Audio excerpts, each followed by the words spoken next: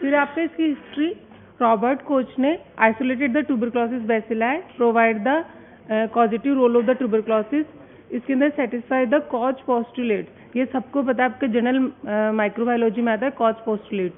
क्या होता है कॉज पोस्टुलेट्स? फिर आ गया आपके नेक्स्ट है क्लासिफिकेशन। अपन माइकोबैक्टीरियम ट्यूबरक्लोसिस को किस तरीके से क्लासीफाई कर रहे हैं, तो आपका होता है माइकोबैक्टीरियम ट्यूबरक्लोसिस कॉम्प्लेक्स, उसके अंदर आपका था ट्यूबरक्लोसिस इन द मैन, ठीक है। फिर आपका था माइकोबैक्टीरियम लैप्री जो लेप्रोसी कॉज करता है। तो बेसिकली आपका माइकोबैक्टीरियम ट्यूबरक्लोसिस कॉम्प्लेक्स आ गया, और नेक्स्ट आपका आ गया माइकोबैक्टीरियम लैप्री। फिर आपका होता है नॉन ट्यूबरकल माइकोबैक्टीरियम NTM, ये आपका नेक्स्ट क्लास में डिस्कस होगा। इसके अंदर क्या होता है, either is saprophytic in the nature, example आपके हो गए Mycobacterium gordonae from the tap water found in the commensals, Mycobacterium smegmatis in the found in the urine, some causes of opportunistic human infections, example Mycobacterium kansasii. तो basically ये आपके non Mycobacterium tuberculosis है। फिर आपका next आता है Mycobacterium tuberculosis complex के अंदर क्या क्या इंक्लूड्स होता है। तो आपका Mycobacterium tuberculosis most common species cause by the Mycobacterium tuberculosis in the man, and next आपका आता है माइकोबैक्टीरियम बोविस, बोविन ट्यूबरक्लोसिस, ठीक है। अपन फर्स्ट पढ़ रहे हैं ये जो आ गया ना माइकोबैक्टीरियम ट्यूबरक्लोसिस, ठीक है।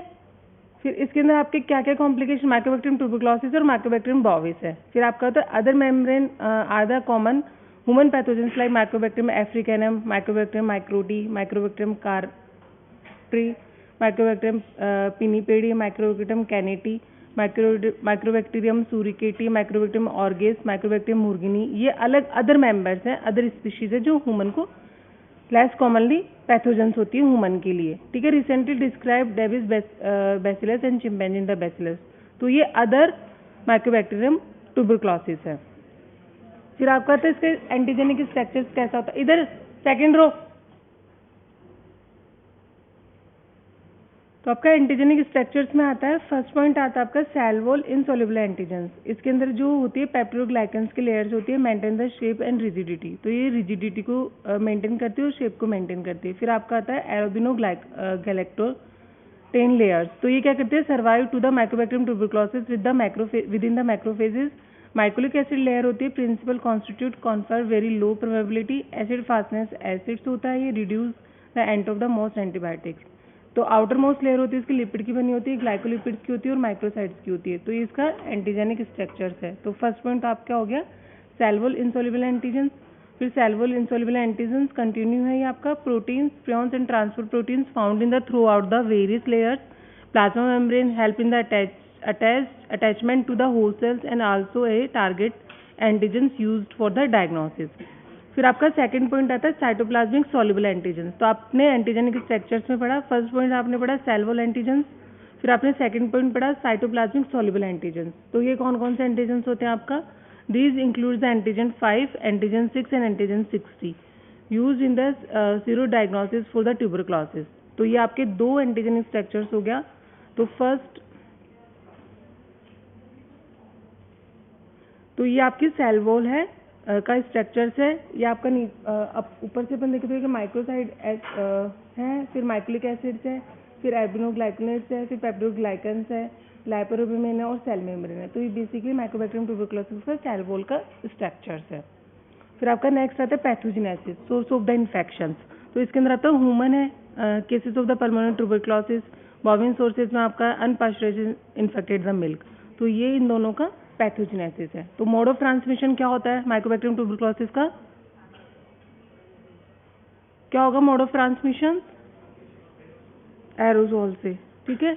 तो इसका एयरबोर्न है इसका transmission, inhalation of the aerosols like coughing, sneezing, speaking to infected, tiny dry droplets nuclei less than 5 micrometre in size के होते हैं। तो suspended in the air for the survival hours.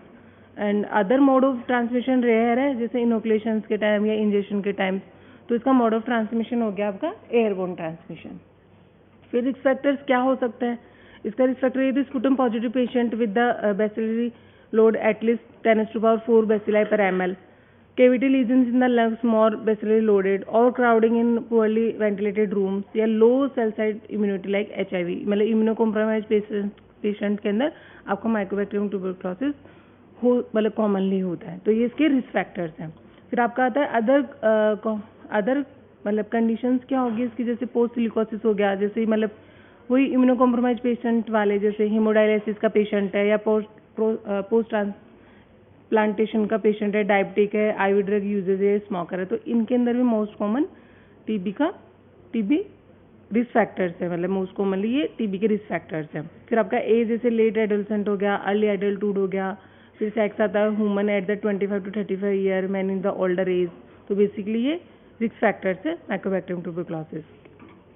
फिर आपका आता है कि किस तरीके से, जैसे ड्रॉपलेट न्यूक्लियाई हुआ, ये पैथोजेनेसिस का वे है। जैसे ड्रॉपलेट न्यूक्लियाई से उसका इनहेलेशन हुआ, उसका ट्रांसमिशन हो गया, फिर उसके बाद में एडेशन टू द मैक्रोफेजेस, चिपक गया, मतलब एडेशन हो गया, अडेट हो गया मैक्रोफेजेस के थ्रू, फिर फैगोसाइट्स हो गया, मतलब अनग्लेफ्ट हो गया, एंटर चला गया सेल के अंदर, फिर सर्वाइव इनसाइड द मैक्रोफेजेस, फिर एप्लीकेशंस हुआ, फिर मैक्रोफेज रैप्चर हुआ, फिर बेसिलाई का रिलीज हुआ, और फिर the indirect at the phagocytes. तो ये आपका पैथोजेनेसिस का पॉइंट्स है कि किस तरीके से माइकोबैक्टीरियम ट्यूबरक्लोसिस स्प्रेड हुआ।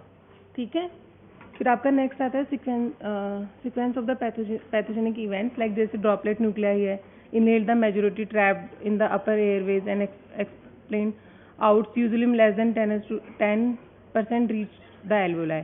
फिर एडिशन टू द मैक्रोफेजेस, फिर इसमें LAM to bind the complement receptor and mannose receptor internalisation. तो ये एडिशन किसके थ्रू हुआ, LAM के थ्रू। ठीक है, तो ड्रॉपलेट न्यूक्लियाई इनहेल कर लिया अपन ने, फिर एडिशन टू द मैक्रोफेजेस, फिर थर्ड पॉइंट आपका phagocytes by the macrophages enhance by the complement C3b mediated opsonisation of the bacilli. तो इससे फैगोसाइट्स हो गया, फिर survive inside the macrophages, cell wall LAM impairs phagosomes, lysosome fusions, replicates inside the macrophages rupture, release the bacilli, cycle continuously ये इस तरीके से चलती रहती है। फिर आपका था होस्ट इम्यून रेस्पॉन्स। तो मोस्टली जो होल इम्यून रेस्पॉन्स होता है, इसके अंदर जो इम्यूनिटी काम करती है वो सेल मीडिएटेड इम्यून रेस्पॉन्स है। तो macrophages present in the Mycobacterium antigen to the T helper cells TH1 and TH2 subsets. T helper cells release the interleukin 2 and interferon gamma. Activated monocytes and macrophages, activation of the T helper cells once, development of the two host response. तो first आपका हो जाएगा macrophages activated response, और second आपका हो जाएगा tissue damage response. तो ये बेसिकली आपका होस्ट इम्यून रेस्पॉन्स है। फिर नेक्स्ट आता है आपका a macrophages activating response, interferon gamma activated the macrophages, tubercle A favorable signs, hard tubercles, initially hard central zone contaminated activated the macrophages like epithelioid cells and giant cells, and the peripheral zone of the lymphocytes and fibroblasts.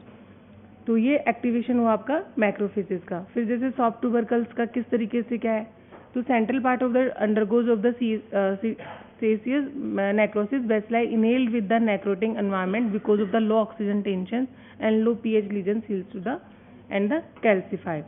फिर next आता है आपका tissue damaging response, ये आपके pathogenesis में points चल रहे हैं। फिर आता है tissue damaging response, minority of the cases of the associated with the high risk factors like macrophages activating response is weak, bacilli more violent, and mycobacterial growth inhibit only and the incaseified delayed hypersensitivity reactions and lung tissue destruction. फिर आपका तो spread कैसे होगा, जो आपकी cases जो necrosis है इसका स्प्रेड होता है, एक तो direct drain into the airway and discharge with cough, lymphatic spreads receding into the some of the opposite lungs and disseminated to the other organs, and hematogenous spread to the various organs.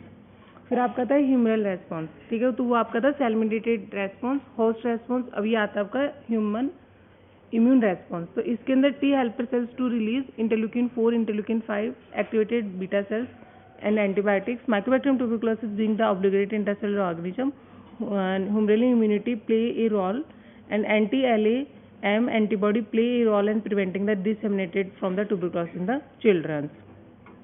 फिर आता है mostly इसके clinical features है, clinical manifestations क्या होती है। तो Mycobacterium tuberculosis classifies है pulmonary Mycobacterium tuberculosis and extrapulmonary Mycobacterium tuberculosis. तो फर्स्ट आपका आता है पल्मोनरी माइकोबैक्टीरियम ट्यूबरक्लोसिस। तो पल्मोनरी ट्यूबरक्लोसिस में आपको होता है account for 60 to 90% all cases of Mycobacterium tuberculosis. It can be further categorise by the primary and post primary types. तो आपका इसके अंदर क्या डिफरेंशिएशन है, दोनों में क्या फीचर्स है। तो फर्स्ट आपका होता है Mycobacterium primary pulmonary tuberculosis and post pulmonary या प्राइमरी एडल्ट या सेकेंडरी माइकोबैक्टीरियम ट्यूबरक्लोसिस। तो आपका इसका result due to the inhalation exogenous infection with the tubercle bacilli, इसका होगा exogenous and re infection and endogenous reactivator of the latent primary lesion. Age group जो affected होगा mostly आपका primary pulmonary tuberculosis में वो होगा children, and post primary adult type जो secondary pulmonary tuberculosis है उसके अंदर आपका एज अफेक्टेड होगा एडल्ट। फिर आपका part of the lung commonly affected, subpleural lesions affecting the upper part of the lower lobes and lower part of the upper lobe। उसके अंदर होगा आपका apical and posterior segment of the upper lobe, high oxygen tension होती है, ठीक है। फिर आपका होता है lesion form at the initial side, तो इसका fibrotic nodules lesion are form, इसको अपन गॉन्स फोकस बोलते हैं, ठीक है। इधर होता है आपका haematogenic spread in the apex of the lungs called the Simon focus, reactivated Simon focus is the centre speciation, इसको अपन बोलते हैं आसमान फोकस। तो ये दोनों में आपका डिफ्रेंशिएशन है। फिर नेक्स्ट रहता है लिम्फ नोड, इसके अंदर Ghon focus with associate with the hilar lymph node adenopathy common called the primary complex, ठीक है। इसके अंदर आपका होता है लिम्फ नोड अनयूजुअल रहता है। क्लिनिकल फीचर जो होता है आपका प्राइमरी पल्मोनरी टीबी में, इट मे बी एसिम्टोमेटिक और may present with the fever, productive cough with और विदाउट हिमेप्टाइसिस। एंड हिमेप्टाइसिस का मतलब समझते हो क्या होता है? क्या? ठीक है। And occasionally chest pain, night sweating and weight loss, ठीक है। इसके क्लिनिकल फीचर्स है lesion undergoing the necrosis with the tissue destruction leading to the cavity formations, symptoms are the similar but more prompt. फिर आपका fat होता है, इसके अंदर फैक्ट होता है आपका lesion healed spontaneously, primary complex become calcified, इसको बोलते हैं अपन रैंके कॉम्प्लिकेशन। फिर होता है bronchogenic spread to the same and opposite lung form, satellite lesions, caseous pneumonia, hematogenesis spread to various parts of the body and granuloma formation rarely heals spontaneously, ठीक है। तो आपका सीटी अपन कराएंगे, lung show the cavitation of the left upper lobe suggest to the pulmonary Mycobacterium tuberculosis. फिर next आता है अपना एक्स्ट्रा पल्मोनरी ट्यूबरक्लोसिस, इसके अंदर आपका होता है ट्यूबरक्लोसिस लिम्फेडिनाइटिस। तो मोस्ट कॉमन होता है ये एक्स्ट्रा पल्मोनरी ट्यूबरक्लोसिस। पोस्ट ये कहाँ पे साइड क्या है इसका? Posterior cervical and supraclavicular lymph node involvement होता है इसमें mostly. Pale swelling in the neck region without form and colour changes. फिर होता है प्लूरल ट्यूबरक्लोसिस, प्लूरल फ्यूजन 20% होता है। Tuberculosis of the upper Airways जैसे लैरिंग्स, फेरिंग्स एंड एपिग्लॉटिस। फिर आता है आपका जेनाइटो यूरिनरी ट्यूबरक्लोसिस, तो ये होता है आपका रीनल ट्यूबरक्लोसिस, ठीक है। इसके अंदर होता है जेनाइटल ट्यूबरक्लोसिस फीमेल्स के अंदर मोस्टली होता है, जैसे फेलोपियन ट्यूब का ट्यूबरक्लोसिस, एंडोमेट्रियम का ट्यूबरक्लोसिस। तो इसका जो मोस्ट कॉमन कॉजेज है वो होता है इनफर्टिलिटी, और मेल्स के अंदर एपिडिडाइमिस। फिर आता है स्केलेटन ट्यूबरक्लोसिस, इसके अंदर क्या होता है? Weight bearing joints like spine tuberculosis, hip tuberculosis, knee, ये बेसिकली ये जॉइंट बियरिंग्स होता है। फिर कॉम्प्लिकेशन क्या होगा? Collapse of the vertebral bodies and kyphosis and paravertebral, जिसको अपन कोल्ड एब्सिस भी बोलते हैं, ये आप ऑर्थो में पढ़ोगे। फिर नेक्स्ट आता है tuberculosis of the CNS. CNS का tuberculosis most common in the childrens के अंदर। Tubercular meningitis, tuberculoma are the tuberculosis in pericarditis, direct extension from the adjacent lymph nodes and following the haematogenesis spreads. फिर आपका the gastrointestinal tuberculosis, अपन different part का tuberculosis पढ़ेगी, कहाँ का होता है। जैसे पल्मोनरी ट्यूबरक्लोसिस है, एक्स्ट्रा पल्मोनरी ट्यूबरक्लोसिस में आपका आ गया, जेनाइटल ट्यूबरक्लोसिस भी होता है, स्पाइन ट्यूबरक्लोसिस भी होता है, गैस्ट्रोइंटेस्टाइनल ट्यूबरक्लोसिस भी हो सकता है, ठीक है। ट्यूबरक्लोसिस स्किन लीजन्स का भी हो सकता है। तो बेसिकली अपन अब पढ़ रहे हैं गैस्ट्रोइंटेस्टाइनल ट्यूबरक्लोसिस। ये होता है आपका terminal ileum and caecum due to the swelling of the sputums and direct shedding, haematogenous spread और injection of the cow milk and contaminated with the mycobacterium bovis. फिर आपका होता है tuberculosis in the skin regions का, तो ये होता है आपका होता है scrofuloderma, skin involvement of the direct extension from the underlying tuberculosis lymphadenitis. फिर आपका होता है lupus vulgaris, apple jelly नोडुल्स are form over the faces. तो ये एक्स्ट्रा पल्मोनरी ट्यूबरक्लोसिस है, एक्स्ट्रा साइड्स वाले। फिर आता है miliary and disseminated tuberculosis, haematogenous spread, yellowish 1 to 2 mm size, granulomatous lesion resembling the milk seed in the various organs. Post mycobacterium tuberculosis, aspergillosis, chronic pulmonary aspergillosis due to the colonization of the Aspergillus fumigatus in the residual TB cavity. बाहर जाने वाला है अब तो class से। फिर है epidemiology. Epidemiology में आपका क्या होगा? Quarter of the current world population in the infected asymptomatically with the Mycobacterium tuberculosis, of which 5 to 10 percent develop of the clinical diseases. ठीक है, world wise 10 million new cases of the Mycobacterium tuberculosis occurred in the 2018। फिर death due to the Mycobacterium tuberculosis 12 lakh in the HIV negative and 2.5 lakh in the HIV coinfected people in the 2018। फिर आता है WHO, ये epidemiology है इसका। WHO region South East Asia followed by the Africa and Western Pacific countries. इसका होगा 8 countries accommodated in the 2/3 of the total TB burdens with the Indian having the largest share। India के अंदर 2018 में 27 lakh occurred in the India, highest burden from the Uttar Pradesh. ठीक है, फिर आपका था लेबोरेटरी डायग्नोसिस। तो लेबोरेटरी डायग्नोसिस में आपका स्पेसिमेन कलेक्शन। तो इन द पल्मोनरी ट्यूबरकुलोसिस में आपका स्पूटम टू अपन स्पूटम सैंपल लेते हैं ऑन द स्पॉट्स और एक अर्ली मॉर्निंग स्पूटम सैंपल।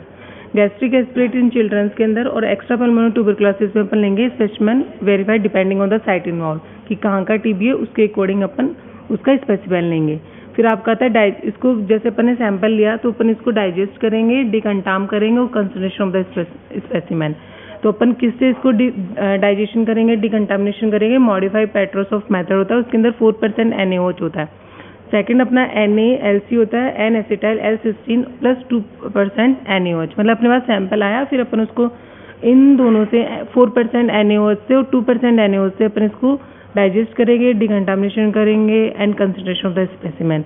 फिर उसके बाद अपन इसको प्रोसेस करेंगे। तो लाइक जैसे साइड द स्पेसिमेन कलेक्ट एसेप्टिकली, जैसे optimal specimen CSF, pericardial fluid, synovial fluid and Asiatic fluids. ठीक है, सब ऑप्टिमल स्पेसिमेन।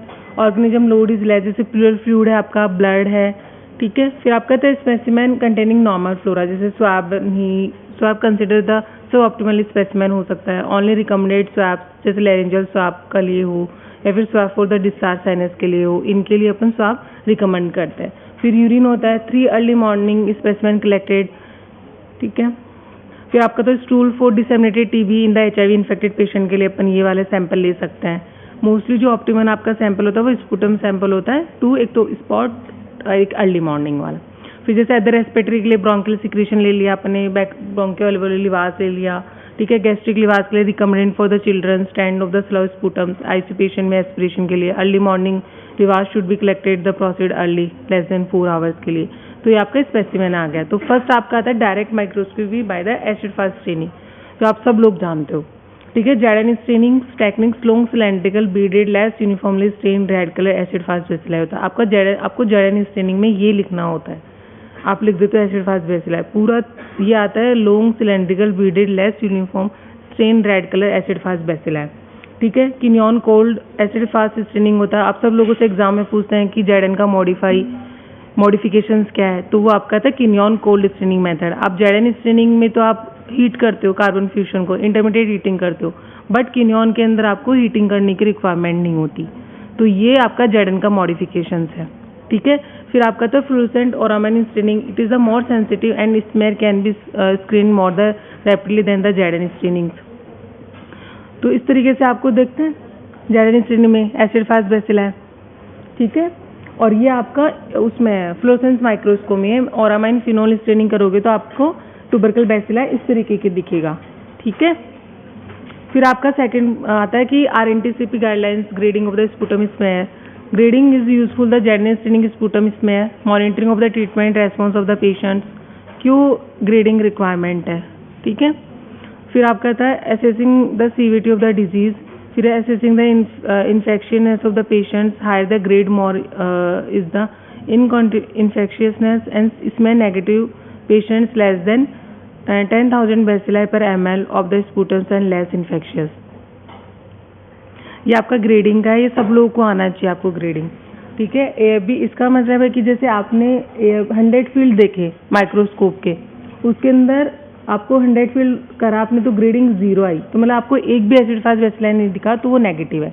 ठीक है, आपने 100 फील्ड देखे, उसके अंदर से आपको 1 से 9 ट्यूबरकल बेसिलाई दिखे तो वो आपका ग्रेडिंग स्कैंटी हो गया। ठीक है, तो मतलब रिजल्ट पॉजिटिव है। फिर आपने 100 फील्ड देखे, उसके अंदर आपसे 10 to 99 एसिड फास्ट बेसिलाई दिख गए तो आपका 1+ ग्रेडिंग है। ठीक है, तो वो पॉजिटिव रिजल्ट होगा। उसके बाद आपने 1 से 10 ट्यूबरकुलर बैसिलाई देखे, बट वो फील्ड कितने थे 50। 100 फील्ड में आपको यदि 10 to 99 बैसिलाई दिखते हैं तो वो 1 प्लस है। क्यों? क्योंकि वो 100 फील्ड देखे हैं आपने। और यदि आपने फील्ड कम कर दिया, 50 फील्ड में आपको यदि 1 से 10 ऐसे पास बैसिलाई दिख रहे हैं तो वो 2 प्लस है और वो पॉजिटिव होगा। यदि आपके अंदर 20 आपने फील्ड्स देखे बट उसके अंदर आपको more than 10 acid fast bacilli दिख गए तो इसका मतलब वो 3 प्लस ग्रेडिंग है। तो मोस्टली जो सबसे हाईएस्ट आपका एसिड फास्ट बैसिलाई होगा वो इसके अंदर होगा, मतलब 3 प्लस तो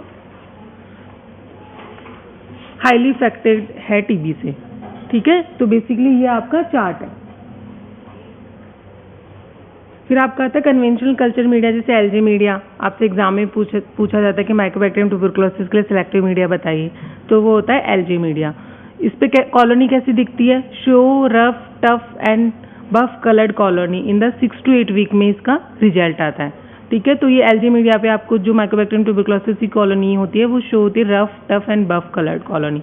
ऑटोमेटेड कल्चर मीडिया के लिए अपन जैसे यूज़ करते हैं मिजिट, MGIT यूज़ करते हैं, तो उसमें आपका जो टाइम लगता है वो 3 to 4 वीक्स में आपको रिजल्ट दे देता है। तो MGIT सिस्टम ये आपके कन्वेंशनल मेथड्स कल्चर मीडिया है। ऑटोमेटेड कल्चर मीडिया हो गया MGIT सिस्टम, ये detect growth as well as resistance of the anti tubercular drug. जो आपका MGIT होता है ये रेजिस्टेंस, आजकल टीबी के लिए बहुत ज़्यादा रजिस्ट हो रहा है, तो रेजिस्टेंस भी शो कर देता है जो आपका ऑटोमेटेड सिस्टम होता है मिजिट। ठीक है, फिर ये इस तरीके से होता है आपका ये तो आपका एलजी मीडिया है, इसमें इस तरीके की कॉलोनी दिखेगी रफ, टफ, और ये आपका मेजिट होता है। ठीक है, बैकटैक मेजिट या मेजिट लिक्विड कल्चर मीडिया। तो इस तरीके से इसमें ग्रोथ आ जाएगी और इसमें एक मतलब स्ट्रिप होती है, तो उससे आपको पता चल जाता है कि कौन कौन से एंटी ट्यूबरकुलर ड्रग रेजिस्टेंस है। ठीक है, तो आपका मॉलिक्यूलर मेथड में हो गया PCR डिटेक्टिंग हो गया, सीबीनाट हो गया, लाइन प्रोब ऐसे हो गया for the identification and detection of the resistance to first line and second line drugs has the turnaround time 2 to 3 days। तो बेसिकली आपके मॉलिक्यूलर मेथड्स हैं। तो ये आता है कार्टिलेज बेस्ड मेथड आता है, ये जीन एक्सपर्ट। इसके अंदर अपन सैंपल ऐड कर दोगे, ये आपका जीन एक्सपर्ट सिस्टम है। इसके अंदर आपने ये लगाया तो 2 आवर्स में आपको ये ग्रोथ एंड रेजिस्टेंस बता देगा। ठीक है, फिर नेक्स्ट आपका आता है diagnosis of the latent tuberculosis, tubercular skin test जो मॉन्टेक टेस्ट अपन लगाते हैं, और एक होता है इंटरफेरोन गामा रिलीज एसे IGRA। तो बेसिकली ये लैटेंट ट्यूबरकुलोसिस के लिए है। ठीक है, ये पूरा इसका चार्ट है। ठीक है, जैसे पेशेंट्स हैं अपना, ये स्मेयर एग्जामिनेशन करा आपने, एक्सरे देखा, उसके बाद स्मेयर एग्जामिनेशन के बाद में smear positive regular of the chest x ray, फिर smear negative for the stress. तो ये सीबीनाट का है, बेसिकली माइकोबैक्टीरियम ट्यूबरकुलोसिस आपने आइडेंटिफाई कर ली। माइकोबैक्टीरियम ट्यूबरकुलोसिस के लिए क्लिनिकल हिस्ट्री ली अपन ने। तो पूरा ये एक चार्ट है। ठीक है, कैसे अपन पेशेंट को लेबोरेटरी डायग्नोस कर रहे हैं और कैसे उसका ट्रीट कर रहे हैं। ठीक है, फिर है ड्रग ससेप्टिबिलिटी। 2 मेथड से अपन ड्रग ससेप्टिबिलिटी आइडेंटिफाई करते हैं, एक तो अपना फिनोटिपिक मेथड और एक अपना जीनोटिपिक मेथड। तो फिनोटिपिक मेथड में आपका होता है MGIT MGIT। First and second line drug resistance determined by the growth of the tubercular bacilli in the drug containing tubes as the compared to the control tubes, drug free with in the 4 to 21 days of the incubation. ठीक है, फिर आपका next आता आवाज नहीं,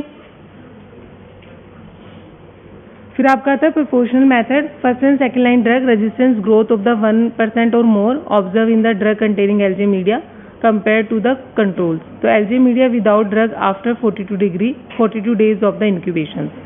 ठीक है, फिर आपका था जीनोटिपिक मेथड, इसके अंदर आपका जीन एक्सपर्ट आता है और लाइन प्रोब ऐसे आता है। तो GeneXpert drug resistance to the rifampicin targeting 5 different sequence of the RPOB genes and turnaround time more than 2 hours। फिर आता है आपका line probe assay detecting the resistance of both first line and second line drugs, turnaround time 2 to 3 days। फिर इसके लिए आपका था UDST universal drug susceptibility testing all TB patient for the resistance to at least rifampicin के लिए। ठीक है, फिर आपका तो programme has be roll out the across India since January 2018। फिर ट्रीटमेंट क्या एंटी ट्यूबरकुलर ड्रग ट्यूबरकुलोसिस के, तो anti tubercular drug ATD first line drugs used for the treatment of the drug susceptibility, second line drugs use for the treatment of the drug resistance. ठीक है, तो first आपका होता है first line drug, आपका कौन कौन सा होता है फर्स्ट लाइन ड्रग? कौन कौन सा होता है? आइसोनियाजाइड, रिफाम्पिसिन, पायरेजिनामाइड और इथाम्ब्यूटोल। ठीक है, फिर आपका था सेकेंड लाइन ड्रग में ग्रुप ए फ्लोरोक्विनोल्स जैसे लिवोफ्लॉक्सासिन, मोटिफ्लॉक्सासिन एंड गेटिफ्लॉक्सासिन।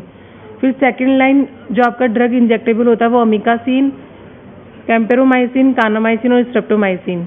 ठीक है, ये आपके सी ग्रुप में आता है। अदर सेकेंड लाइन एजेंट्स, इसके अंदर इथ्योनेमाइड्स, साइक्लोसिरीन एंड लिनेजॉइड्स एंड क्लोफेजिमाइन। तो ये बेसिकली आपके फर्स्ट लाइन ड्रग्स हैं और ये आपके सेकेंड लाइन एजेंट्स हैं। तो ग्रुप डी आता है आपका add on the agents not part of the core MDR TB regimens. तो फर्स्ट लाइन एजेंट्स आपका pyrazinamide, ethambutol and high dose of the isoniazids. फिर न्यू एजेंट्स में आपका आता है तो उसके अंदर आप बीटाक्विनलिन एंड डालामेनाइड। फिर ग्रुप सी के अंदर आपका आता है बेसिकली इमिपेपिन एंड मेरोपिनिमिन एंड अमॉक्सिक्लेव एंड थायो एसिटाजोन। तो बेसिकली ये आपके ट्यूबरकुलर ड्रग्स हैं। फिर treatment of the tuberculosis AIIMS क्या है? It trap the transmission of the retaining patient, non infectious, prevent the morbidity, death by the curing the patient, prevent the emergency of the drug resistance and prevent the relapse. फिर multi drug therapy combination देते हैं अपन more than one drugs का। Short course chemotherapy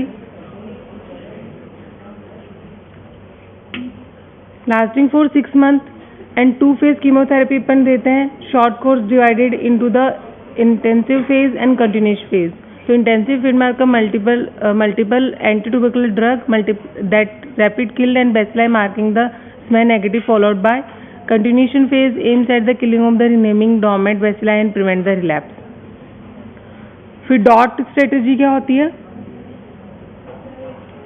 direct observe treatment short course. तो recommended by the RNTCP and WHO had the strategy use the entire treatment course of the supervised to improve the patient's compliance and treatment response monitored by the sputum scan microscopy at the end of each phase. फिर universal DST क्या है? It found the rifampicin sensitive and line is performed for the other first line drugs like isoniazids. In found the rifampicin resistance के लिए अपन को क्या करना है? The line probe assay is performed for the second line agent such as the fluoroquinols in the second line injectable agent.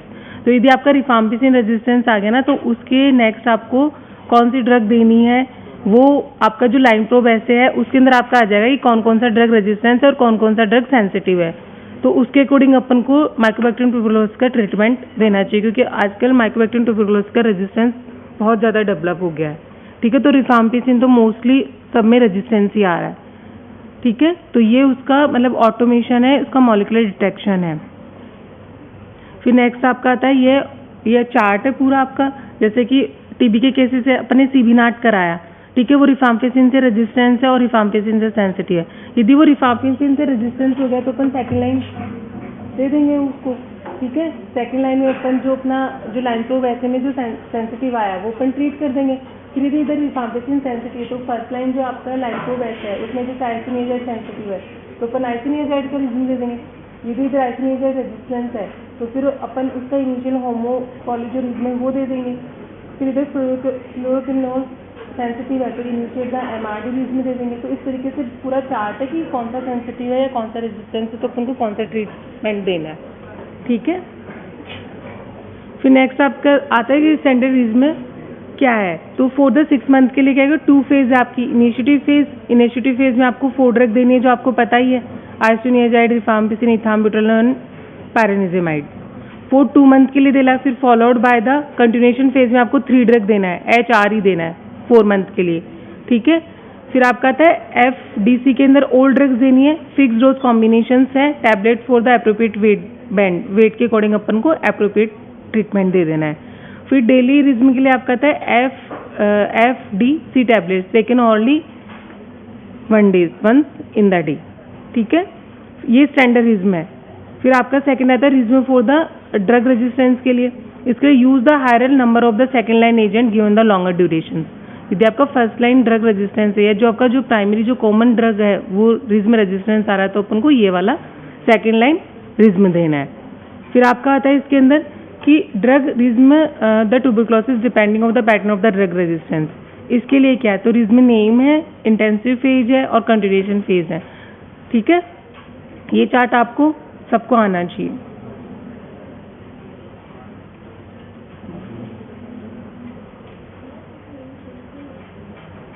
फिर आपका follow up the treatment, clinical follow up carried out the least 1 month during the treatment, follow up the laboratory investigation for the pulmonary tuberculosis sputum smear done at the end of the intensive phase.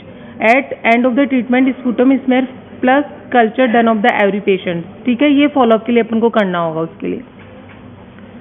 फिर next है follow up the treatment का ना long term follow up है, तो carried out the up to 2 years completion of the treatment and follow up the MDR tuberculosis के लिए अपन को क्या करना है, स्पुटम करना है, कल्चर करना है, performed every month during the intensity phase and every 3 months during the continuation phase. तो इस तरीके से अपन को उसका ट्रीटमेंट का फॉलो अप लेना है। यदि अपन स्पुटम मतलब AFB स्टेनिंग कराएंगे स्पुटम सैंपल से, तो उसके अंदर आपका एसिड फास्ट बेसिलाई आ जाएगा, आएगा तो मतलब उसके अंदर अभी उसको ट्रीटमेंट की रिक्वायरमेंट है। नहीं आता है तो फिर वो मतलब जो भी इनका 6 month का रिज्म होता है वो कंप्लीट लेके स्टॉप कर देते हैं ट्रीटमेंट को।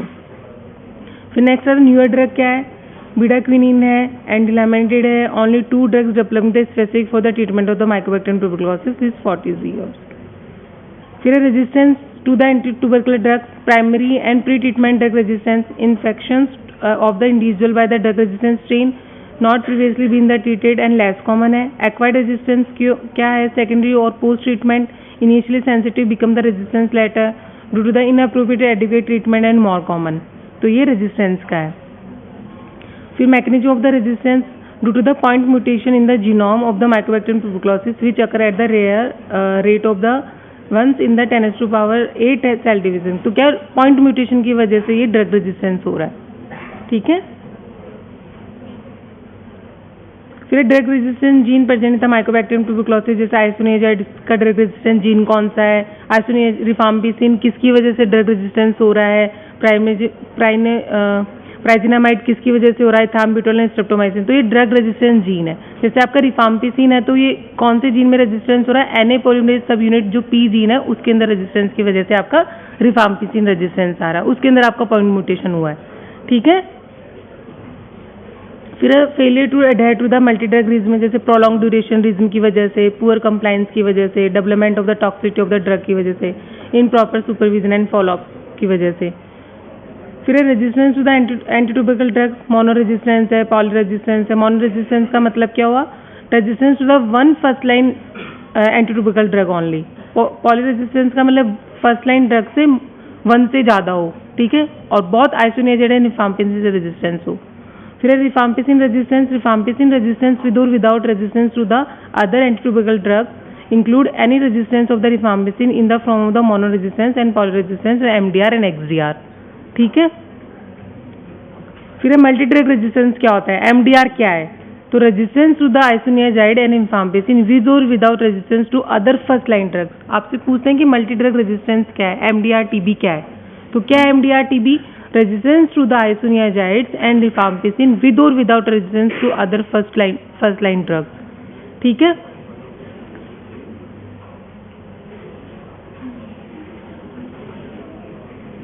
फिर आपका आता है XDR क्या है। XDR क्या है, extremely drug resistance. MDR TB cases which are all the resistance, किससे रेजिस्टेंस है, उसका फ्लोरोक्विनोन से रेजिस्टेंस है and at least 1 second line injectable agent से भी रेजिस्टेंस है। तो ये आपका आता है एक्सट्रीमली ड्रग रेजिस्टेंस। ठीक है, XDR। फिर अपना global and national TB programmes क्या चल रहे हैं अभी अपने, एक तो चल रहा है अपना एंड टीबी स्ट्रेटेजी, WHO ने जो चला रहा है, एक अपना आता है revise national tuberculosis control programme and एक अपना चला national strategic plan of the India जिसको बोलते हैं Nikshay ID, Nikshay and 99 DOTS. Vaccine पता है आपको, BCG वैक्सीन लगता है। ठीक है, in India WHO recommended the Danish 13 and 31 strain of the BCG used.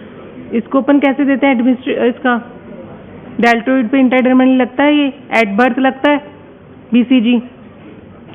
ठीक है,